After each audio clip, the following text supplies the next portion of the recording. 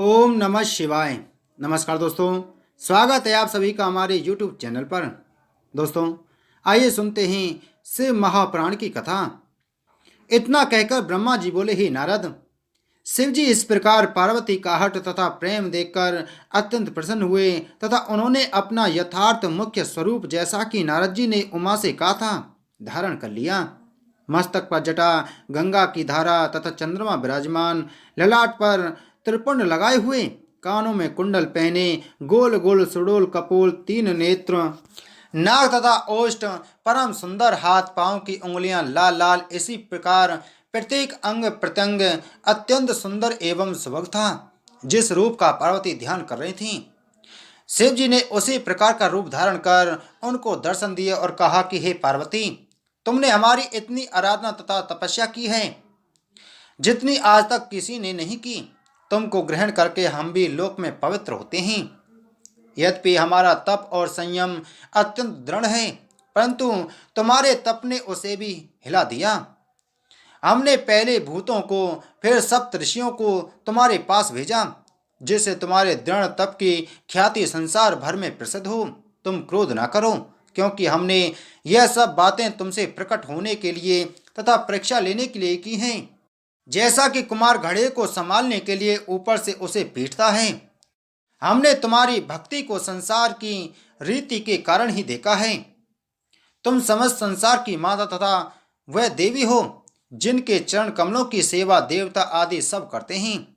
तुम उत्पत्ति, पालन तथा प्रलय के हेतु तीन गुण धारण करती हो। तुम ही तीनों लोकों को आनंद देने वाली हो। तुम्हारे रूप, गुण तथा प्रभाव असंख्य हैं। तुम्हारा ही अंग लक्ष्मी, वाणी तथा ब्रह्माणी है। तुमने मुझे सगुण अवतार लेते हुए जानकर गिरजा का अवतार लिया है। जिस प्रकार शब्द एवं अर्थ में कोई अंतर नहीं है, उसी प्रकार हमारे और तुम्हारे बीच में भी कोई अंतर नहीं है। केवल संसारी जीवों की दृष्टि में हम तुम दो शरीर रखते हैं, परंतु वास्तव में हम एक हैं। हमारे तुम्हारे चरित्र वेद भी नहीं जानते। तुम्हारा तप अब पूर्ण हो गया है। तुम्हारी जो इच्छा हो वह हमसे मांगो। यह कहकर शिव जी चुप हो गए। पार्वती बोली, हे देव, यदि आप वास्तव में मुझ पर प्रसन्न हैं तो मुझको मेरी इच्छा अनुसार वर दीजिए। आप मेरे पति होकर संसार की रीति के अनुसार मेरे साथ विवाह कीजिए। मेरे समस्त अपराधों को क्षमा कर अब आप मेरे पिता से जाकर विनती करें तथा अपने संसारी चरित्र को दिखावें। पार्वती यह कहकर चुप हो गईं। तब शिवजी ने कहा, हे गिरजे, तुमने जो वरदान मांगा है हम उसे स्वीकार करते हैं। यह कहकर शिवजी अंतर्ध्यान हो गई। तब देवताओं ने जय जयकार किया।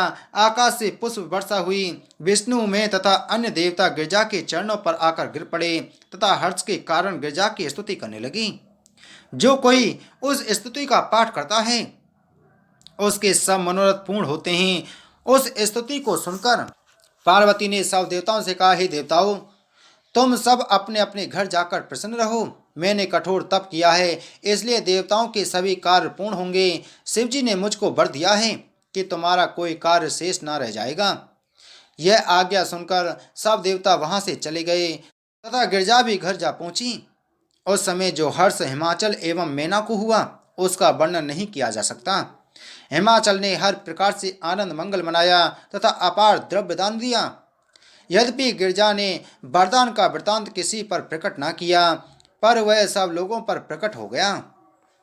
ब्रह्मा जी ने कहा, हे नारद, भगवान सदाशिव की महिमा जानना अत्यंत कठिन है। उनकी महिमा करोड़ों वर्षों तप करके भी कठिनता से जानी जा सकती है। वे शरीर धारण कर अनेक प्रकार की लीलाएं रचते हैं तथा संसार के जीवों की भांति प्रकट होकर अपने भक्तों के कार्य पूरे करते हैं। हे नारद, तुम ध्यान से सुनो। जिस समय शिवजी पार्वती को वर देकर चले गए, उसी समय उन्होंने भिक्षुक का रूप धारण किया और नृत्य एवं गायन में पूर्ण अभ्यास करके एक सहस्त्र गति के ज्ञाता बन गई। फिर उन्होंने अपने बाएं हाथ में सिंगी तथा दाहिने हाथ में डमरू लिया और समस्त शरीर में श्वेत भस्म लगाकर लाल वस्त्र पहने। इस प्रकार वे वृद्ध बन गए। उनका शरीर बूढ़ों की भांति कांपता था, परंतु वाणी अत्यंत मधुर थी। ऐसे अनूप रूप तथा वस्त्राभूषणों से शोभित होकर श्री सदाशिव जी हिमाचल पर्वत के पास गए उन्होंने अनेक प्रकार के नृत्य, गान, नट, करतब, मधुर स्वर, प्रिय सिंगी तथा डमरू के नाद से नगर निवासियों को मोहित कर लिया। उनके इस करतब को देखने के लिए चारों ओर से झुंड के झुंड पर्वत निवासी एकत्रित होकर, यहाँ तक कि सभी बूढ़े, बालक, स्त्री, पुरुष सब मधुर शब्द सुन घरों से बाहर निकल आए।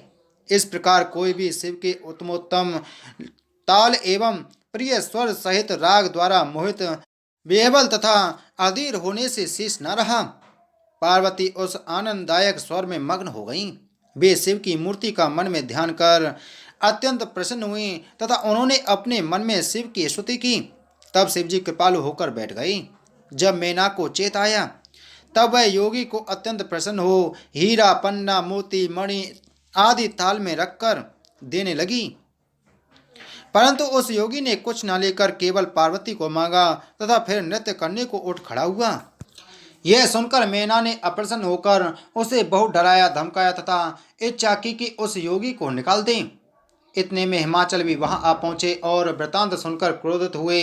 उन्होंने आज्ञा दी कि इस योगी को तुरंत यहाँ से निकाल दो। हिमाचल के सेवक इस आदेश को पाकर उस योगी को निकालने को उद्यत हुए, परंतु वे उस योगी के प्रताप से उसके निकट भी न जा सके।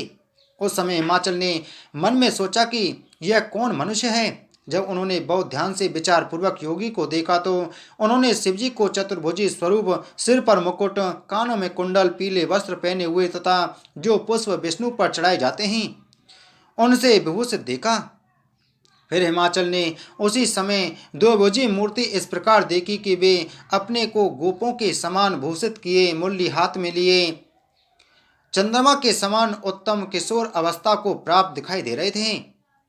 ब्रह्मा जी बोले, हे नारद, शिवजी ने हिमाचल को अपना मुख्य स्वरूप दिखाया कि शीश पर जटा तथा गंगा की पवित्र धारा, मस्तक पर चंद्रमा एवं त्रिपुंड चंद्र के समान सुंदर मुख, लालिमा लिए हुए तीनों नेत्र, कीर के समान नासिका, अरुण अधर, कंठ में श्यामता लिए हुए तीन रेखाएं, गले में हार पहने, चार भुजाएं, सूर्य, कपाल, अभय आदि नाना प्रकार के वस्त्राभूषणों से अलंकृत, उधर अत्यंत कोमल जिसमें तीन बल पड़े हुए, अत्यंत सुंदर कटी, लाल कमल के समान लाल, पग तल गोल नितंब, रक्त वर्ण नख आदि थे।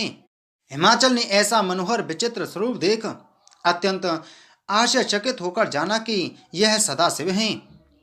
जब सदाशिव ने जाना कि हिमाचल ने हमको पहचान लिया तो उन्होंने तुरंत उस योगी का स्वरूप धारण कर लिया तथा पुनः हिमाचल से पार्वती को पाने की इच्छा प्रकट की। उस समय हिमाचल ने तुरंत ही प्रणाम कर सब स्वीकार कर लिया।